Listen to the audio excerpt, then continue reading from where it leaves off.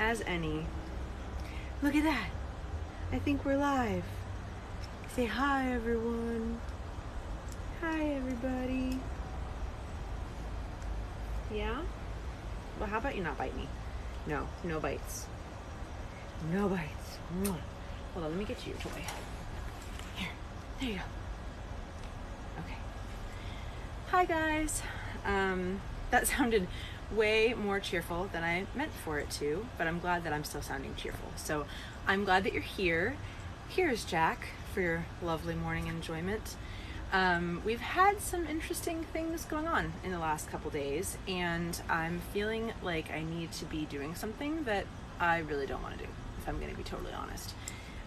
So yesterday, my oldest said, I really think we should go to church, and we haven't been going because of COVID and stuff like that. Hi, friends. I can't see what you're saying right now because my phone is kind of far away from me, but I will look at it, I promise. So my oldest decided that we needed to go to church yesterday, and while I was there, the pastor was talking about reading through the entire Bible. I don't know about you guys, but I've never read through my Bible, and I don't really have any desire to read through my Bible, but I feel like I'm being told that I need to. So here I am, and here is Jack at 8 o'clock on a Monday morning in August to start reading our Bible on TikTok, which sounds like the weirdest thing I've ever said in my entire life. So if you want to just be here for the cute dog, he's pretty adorable. Otherwise, we are going to be reading our Bible every day for a year. So feel free to follow along, or like I said, just hang out because of the cute puppy. P.S. Jack is also a guard dog, so if he randomly starts barking at people, I'm so sorry.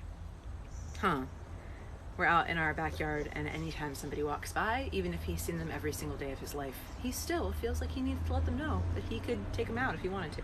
So Jack does bark quite a lot. The other thing, oh, you are the cutest boy in the world. The other thing that I decided that we're going to do about this reading through the Bible situation is we're going to do it chronologically. I am a total geek, which most people would not expect. And I don't like when things are out of order. Like, I watch all the Marvel movies in order. It drove me crazy that George Lucas made 4, 5, and 6 before 1, 2, and 3. Granted, it's because 1, 2, and 3 kind of suck, but I don't know why he did that. I mean, I do, but I don't like it. So I always watch everything in order. So if I'm going to be stuck reading the entire Bible on TikTok, because I feel like God told me to, we're going to do it in order. So that means hi, welcome. I'm so glad that you're here. I'm glad that I'm not doing this by myself. I'm sorry if it's a weird thing that you woke up to on Monday morning. It was not where I thought I was going to be. Trust me. So let's do it together, because I'm really not wanting to start and stalling. So this is me stalling. But Jack hasn't left, and I also was like, well, if he leaves, then we're just not going to do this, right? It's going to be a fail. And he's still sitting there. So this is kind of his domain. He comes up and down all the time. So if you see him, he might walk along the couch or, like I said, bark at a random neighbor. So, all right. And here comes one now. See? You get to see the... Told you. I tried to warn you. If you're going to read the Bible with us, this is what you're going to get. And in true fashion, my phone didn't charge last night. I plugged it in, it didn't charge. My iPad is cut off because it's set for the kids who aren't here, and my husband is gone right now. So I literally stole my oldest son's Bible too. This is how we're doing this. This is like as perfectly imperfect as we could possibly be together. And P.S., while we're on the subject, I do not feel like I'm the right person for this. I am not at all reading you the Bible like you should listen, because I don't think I was the right person for this. But anytime that I haven't listened to God, it hasn't really worked out very well in my life. So this is me being obedient. Maybe a couple days in, I'll smile about it. All right, here we go. All right. Okay, here we go. In the beginning, God created the heavens and the earth. The earth was empty, a formless mass cloaked in darkness, and the Spirit of God was hovering over its surface. And then God said, "Let there be light," and there was light. And God saw that it was good. Then he separated the light from the darkness, and he called the light day and the darkness night. Together these make up one day. And God said, "Let there be space between the waters to separate water from water." And so it was.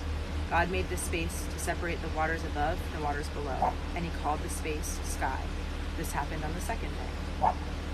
And God said, Let the waters beneath the sky be gathered into one place, so that dry ground may appear. And so it was. God named the dry ground land, and the... Oh, sorry, I just got totally distracted because I was making sure that Jack was okay. He's also on his lead, because if he's not on his lead, he's going to chase down our neighbors. Hey, bruh, you should come back because you're way cuter than me, and everybody wants to see you. Jack, come here. Come here. Come on. Yes, you're way cuter than Mom. Come here. Anyway, so God named the dry ground land and the water sea, and he saw that it was good. Then God said, let the land burst forth with every sort of grass and seed-bearing plant, and let there be trees that grow seed-bearing fruit. The seeds will produce the kind of plants and trees from which they came. And so it was. The land was filled with seed-bearing plants and trees, and their seeds produced plants and trees of like kind. And God saw that it was good. This all happened on the third day. Then God said, let bright lights appear in the sky to separate the day from the night. There'll be a sign to mark off the seasons, the days, and the years. Let their light shine down upon the earth. And so it was. For God made two great lights, the sun and the moon, to shine down upon the earth. The greater one, the sun, presides during the day. The lesser one, the moon, presides throughout the night. He also made the stars. God set these lights in the heaven to light the earth, to govern the day and the night, and to separate the light from the darkness. And God saw that it was good. This all happened on the fourth day. And God said, let the waters swarm with fish and other life. Let the skies be filled with birds of every kind. So God created giant sea creatures and every sort of fish and every sort of bird, and God saw that it was good. Then God blessed them, saying, let the fish multiply and fill the oceans. Let the birds increase and fill the earth. This all happened on the fifth day. And God said, let the earth bring forth every kind of animal, livestock, small animals, and wildlife. And so it was. God made all sorts of wild animals, livestock, and small animals, each able to reproduce more of its own kind. And God saw that it was good. Then God said, let us make people in our image to be like ourselves. They'll be masters over all life, the fish in the sea, the birds in the sky, and all the livestock, wild animals, and small animals. So God created people in his own image. God patterned them after himself. Male and female, he created them. God blessed them and told them, multiply and fill the earth and subdue it. Be masters over the fish and the birds and the animals. And God said, look, I've given you the seed-bearing plants throughout the earth and all the fruit trees for your food. And I've given all the grasses and other green plants to the animals and birds for their food. And so it was. God looked over all he had made and saw that it was excellent in every way. And this all happened on the sixth day. So in case you're just joining us, I didn't say this, I don't think, in the beginning. In order for us to read the entire Bible in a whole year, today we have to read Genesis 1, 2, and 3. So that was Genesis 1, and I'm going to grab the dog because he left, and he's the reason why you're here. Come here, Jack. Come here. Come back up here. Oh, okay, come on. Come here. Good boy. Good boy. Yeah, he was totally sitting at my feet, so I was petting him, but none of you guys can see him, and he's way cuter than me, so I wanted to put him up there so you could see him again. Huh. This is what he does the majority of the time, though. He just kind of lays here. And like I said, if he sees people, you're going to hear him bark. But there's this cute little booty. Originally, when I started this channel, Jack and I were going to read my book. And yesterday I was like, I don't want to read the Bible. I want to read my book to people. But we're doing this first. So I also did not tell you. I'm sorry, guys. I'm so scattered. Like, I really seriously didn't want to do this. So I feel like it's a little bit of a mess right now. Imperfect. We are imperfectly obeying. So what I'm going to do is put all of these on YouTube so that people can read them forever. Yay. Right? I know it just gets better and better. Like, obey and do it, and then obey and put it on YouTube for the rest of your life so that people can watch it. Okay, so I've read Genesis 1. I gotta be honest, I don't think I've read through that since I was a little kid in Sunday school, and it's really interesting that the way that God did it, that he put grass for the birds and different food for us and things like that. So we're learning, right? That's cool. And now, here we go to Genesis 2. Thank you guys for being here. It feels a little bit less weird that I'm not doing it all by myself. Okay. So Genesis 2. So the creation of the heavens and the earth and everything in them was completed. On the seventh day, having finished his task, God rested from all of his work. And God blessed the seventh day and declared it holy, because it was the day when he rested from his work of creation. This is the account of the creation of the heavens and the earth. The man and woman in Eden. When the Lord God made the heavens and the earth, there were no plants or grain grown on the earth, for the Lord had not sent any rain, and no one was there to cultivate the soil. But the water came up out of the ground and watered all the land. And the Lord God formed a man's body from the dust of the ground and breathed into it the breath of life, and the man became a living person. Then the Lord God planted a garden in Eden in the east, and there he placed the man he had created. And the Lord God planted all sorts of trees in the garden, beautiful trees that produced delicious fruit. At the center of the garden he placed the tree of life and the tree of knowledge of the good and evil. A river flowed from the land of Eden, watering the garden and then dividing it into 4 branches. Okay, see, I didn't know that. Not the best Christian. Okay. The river flowed from the land of Eden, and it watered the garden and divided it into 4 branches. One of these branches is the Pishon. Okay, by the way, guys, if I say stuff wrong, I'm so sorry. I think that says Pishon. We're going to go with that. Which flows around the entire land of Havilah, where gold is found. A gold of that land is exceptionally pure. Aromatic resin and onyx stone are also found there. The second branch is the Gihon, which flows around the entire land of Cush. The third branch is the Tigris. I've heard of the Tigris. I've heard of that. Which flows to the east of Ashur. The fourth branch is the Euphrates. The Lord God placed the man in the Garden of Eden to tend and care for it.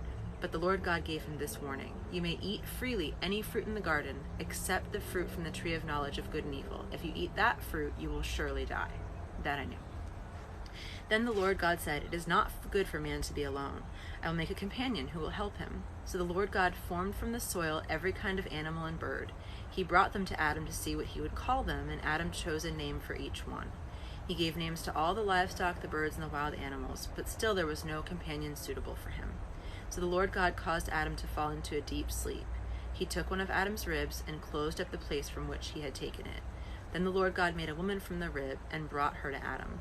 At last, Adam exclaimed, she is part of my own flesh and bone. She'll be called woman because she was taken out of man. This explains why a man leaves his father and mother and is joined to his wife, and the two are united into one. And although Adam and his wife were both naked, neither of them felt any shame. Okay, that's the end of Genesis 2.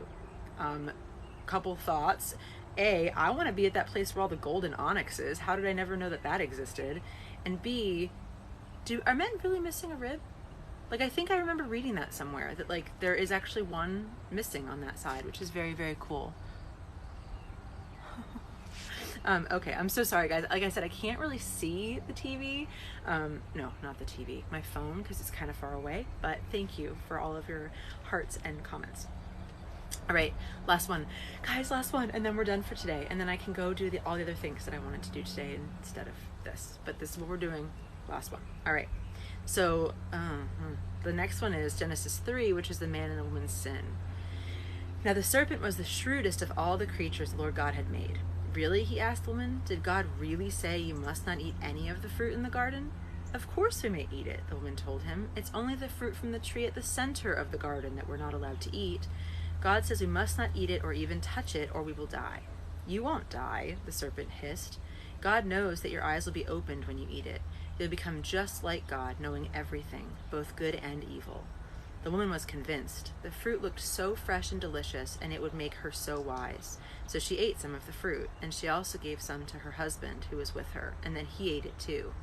At that moment their eyes were opened, and they suddenly felt shame at their nakedness. So they strung fig leaves together around their hips to cover themselves. Towards the evening they heard the Lord God walking about the garden, so they hid themselves among the trees. The Lord God called to Adam, "Where are you?" He replied, "I heard you, so I hid. I was afraid because I was naked." "Who told you that you were naked?" the Lord God asked. "Have you eaten the fruit that I commanded you not to eat?" "Yes," Adam admitted, "but it was the woman you gave me who brought me the fruit, and I ate it." Then the Lord God asked the woman, "How could you do such a thing?" "The serpent tricked me," she replied. "That's why I ate it." So the Lord God said to the serpent, "Because you have done this, you'll be punished. You're singled out from all domestic and wild animals of the whole earth to be cursed. You will grovel in the dust as long as you live, crawling along on your belly. And from now on, you and the woman will be enemies, and your offspring and her offspring will be enemies. He will crush your head, and you will strike his heel." Then he said to the woman, "You will bear children with intense pain and suffering. And though your desire will be for your husband, he will be your master. And to Adam he said, because you listened to your wife and ate the fruit I told you not to eat, I have placed a curse on the ground. All of your life you will struggle to scratch a living from it. It will grow thorns and thistles for you, though you will eat of its grains. All of your life you will sweat to produce food until your dying day. Then you will return to the ground from which you came, for you are made from dust, and to the dust you will return. Then Adam named his wife Eve, because she be the mother of all people everywhere. And the Lord God made clothing from animal skins for Adam and his wife. Then the Lord God said, the people have become as we are, knowing everything, both good and evil. What if they eat the fruit of the tree of life? Then they will live forever. So the Lord God banished Adam and his wife from the Garden of Eden, and he sent Adam out to cultivate the ground from which he had been made. After banishing them from the garden, the Lord God stationed mighty angelic beings to the east of Eden, and a flaming sword flashed back and forth, guarding the way to the tree of life. Okay, we're done. We're done. Yay, we're so done. I'm sorry, I should not be that excited. I'm alternating back and forth between feeling really guilty that I so don't want to do this and like obedience. What did I call it? Imperfect obedience? Yeah. So I don't know how much you guys know about me, but I have 4 kids, and reading Genesis 3 was really interesting because if you have children, do you know how sometimes, especially when they're little, they do something wrong and you catch them and they're like, and there's no way, like, you know exactly what they did. I feel like that is totally God and Adam. Like, I didn't tell you were naked. Like, you just gave yourself away, buddy, because that was not me that did that, which is pretty hilarious to read it that way. And I hate snakes. Hate them. Like, honestly, I'm not scared of many things. I'm petrified of snakes, and they feel like they've been in every movie lately, and I literally watched The Jungle Book and Snake Eyes like this because I hate them so much. So the Bible wasn't lying when it said that they will be my enemy and my offspring's enemies and everything after that. So, thanks for being here, friends. Today we read 3 chapters of the Bible, and I don't think I've read 3 chapters of the Bible in 20 years or my whole entire life. So we're gonna do it again tomorrow and the next day, right? Because that's what we're called to do, or at least that's what I'm called to do. So come hang out with me so I don't have to do it by myself. And like I said, we're gonna put it on YouTube. So if you missed a day, you can always go back and read, but that's a pretty cool accomplishment, right? So I'm sorry that you're seeing Jack's butt instead of his face. It's all still pretty cute, and we're really, really glad that you're here. Thanks for being part of it. I'm not sure how to stop alive, and my phone is totally rubber banded to a tripod because there was no way to attach it, so I might have to go buy a tripod today. But right now it's legit rubber banded because we are in imperfect obedience, and that's what we do, right? So we love you, friends. Thank you for being here. Thank you for writing things to me like you liked it. Thank you. I appreciate you, and I'm really, really glad that you're here. I hope that you guys have a great day. It is Monday, August 16th.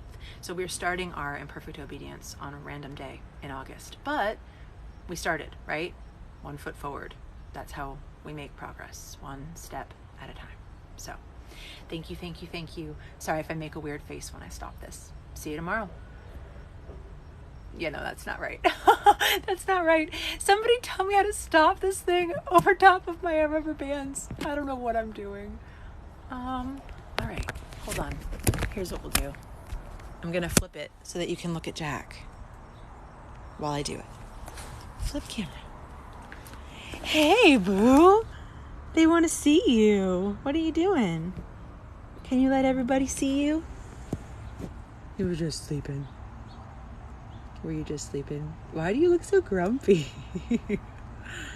See, I'm not really grumpy. That's just my face. Mastiffs have this thing where they generally do look very formidable. And that's the majority of his life. Have a great day, friends. Bye.